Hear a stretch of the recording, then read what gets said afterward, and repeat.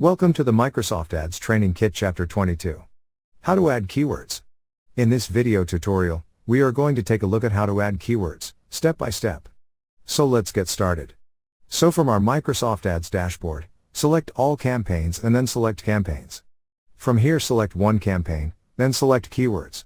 Here you can see a list of all keywords of this campaign. Also you can see more details when you slide the slider. Now click on Add Keywords button. Here first select your ad group, then enter your keywords. It says the keyword match type will be broad match unless you use quotes to indicate phrase match or brackets to indicate exact match.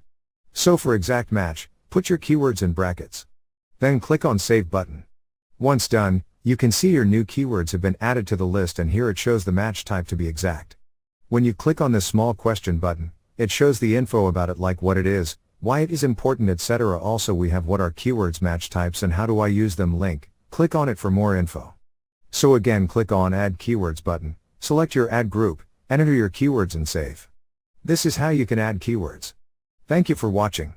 Please proceed to Chapter 23. How to use Microsoft Keyword Planner. Inside that video, we are going to take a look at how to use Microsoft Keyword Planner, step by step. See you in the next tutorial.